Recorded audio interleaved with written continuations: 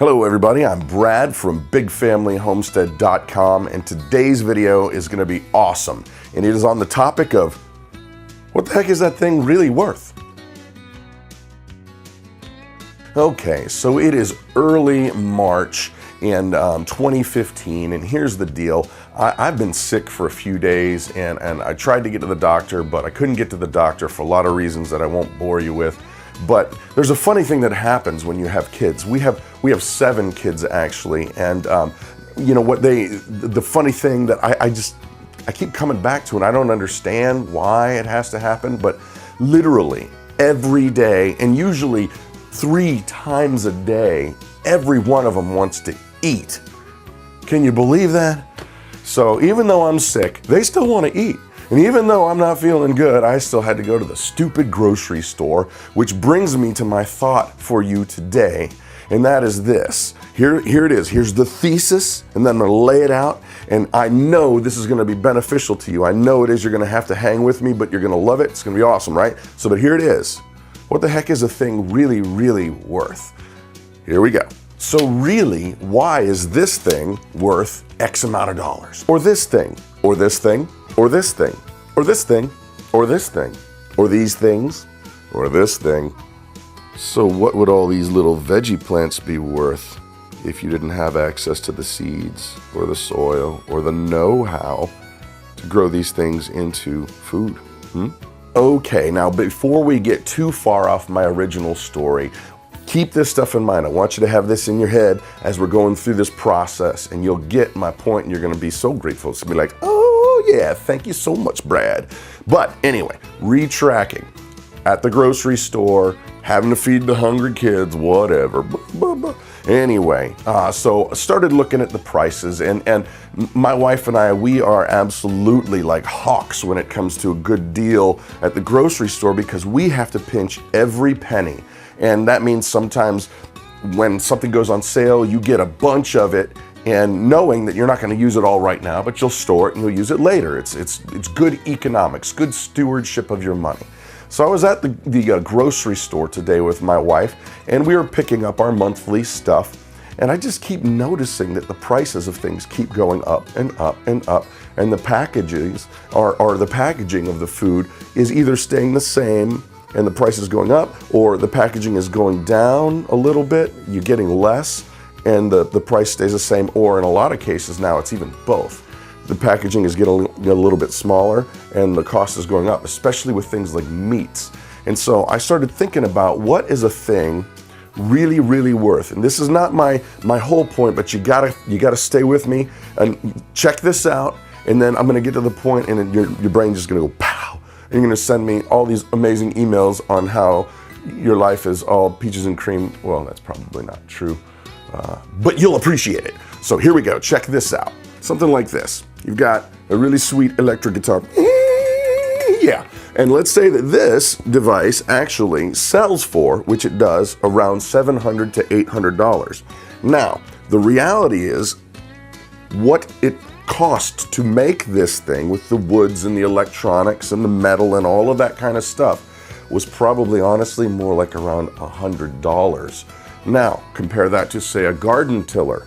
Well, you know, an okay garden tiller that's not a massive thing and is going to cost you billions of dollars, but something that's, you know, pretty good rear tine garden tiller, it's going to cost you around $400 or $500. But it really costs probably about the same thing as this to make. Now, why is this worth more than the garden tiller? Well, that's easy. Supply and demand. You see, without getting into crazy deep economics, the bottom line is this. There are more people in society who feel like a guitar, they've made it up in their head, is worth more than a tiller. So they basically have put a higher price tag on the guitar than the tiller, even though it probably costs right around the same amount of money to make. They can make more profit off of a guitar. Now, that brings me to this point. Okay, so what I did was I went to the US Census.gov information site on food prices that are current and at 2010 and the year 2000. And so I'm going to go ahead and put some of this information up on the screens as I'm talking. But what I found generally was this, that prices are going up. Now, some things you'll notice are not actually skyrocketing. The things that are really going through the roof are things like meats. I was very surprised to see that in a lot of cases they're almost double in some cases, from only a 5-year to 8-year, 10-year period. They're almost doubling.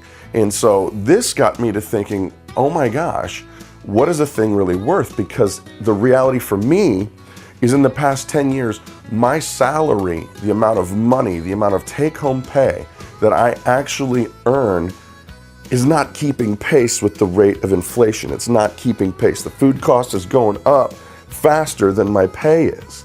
And so that got me to thinking, oh my gracious, how are we going to do this? How am I going to be able to sustain this? Which brought me to my ultimate point, which is this: what's a thing really worth to you? So you say, Brad, what's a thing really worth to me? And I say, yes, to you. Here's the deal, folks. I'm not talking about the rising cost of food. That is absolutely a reality. Here's the thing. What are the things that are in your life that you absolutely can't live without, or won't want to live without, or don't want to live without? Let's say that you absolutely are addicted to a product like this. Now, you can live without it, trust me. Come down off the ledge. You can live without it. But the reality is you might not want to. So what's a thing worth to you? Like today, this is the crazy Mexican Coke that actually has real sugar, because it's the only one that our kids are ever allowed to drink. And it's usually like once every 6 months. So yes, we pay, believe it or not, $1 for this stupid thing. But now here's the deal. What if you couldn't get it?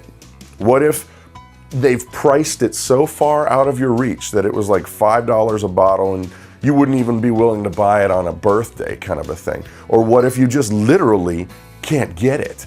Like say, I don't know, this. So what about those babies? I mean, yeah, it's getting really hard to find them at all these days, but what if you couldn't buy them at all? Now what's it worth? What about this? Soap.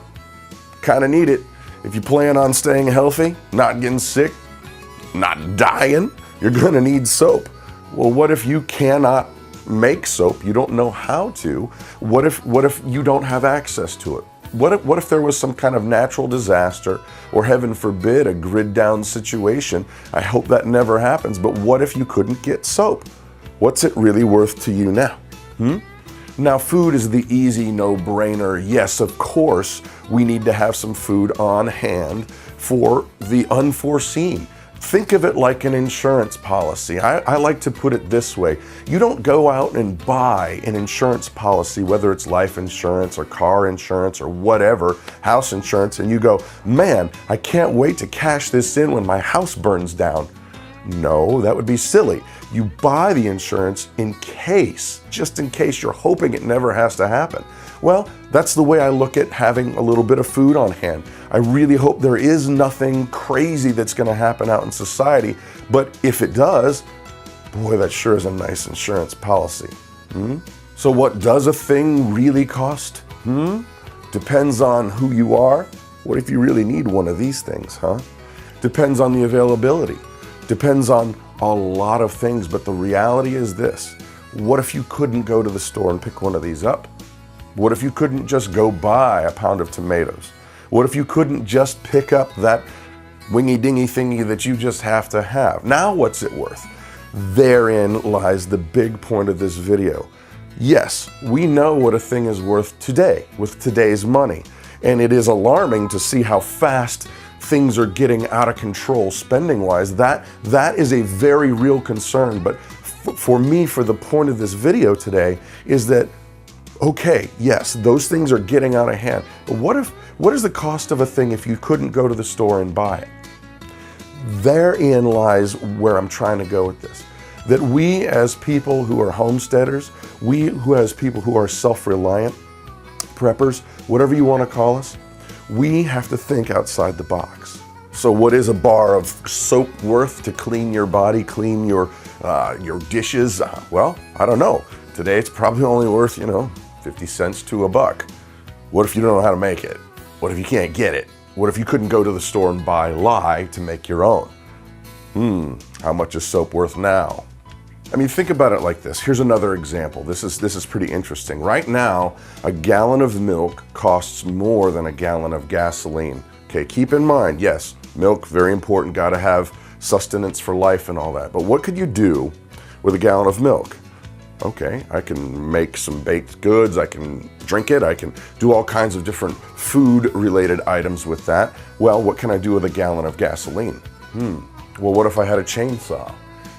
Think of the amount of work that one man with 1 gallon of gasoline can do with one chainsaw. Well, what's a thing worth? I guess it depends. If you can't go get your milk, then it might be worth a little more. What if you couldn't go get gasoline? Holy smokes. The reality is, it depends. Okay, so my point in all of this is this. What a thing is worth today is important. And we need to keep an eye on these costs and skyrocketing things and jump on those deals. If you find a good deal on something that keeps going up in value or it's costing you more, when they go on sale, get a bunch of them, stick them away. But those things that are going up in price, that's only one side of this coin. And the other side of this coin is, well, whatever a thing's worth today may not be that tomorrow based on market, or what happens if there's some kind of an emergency and you just can't get it?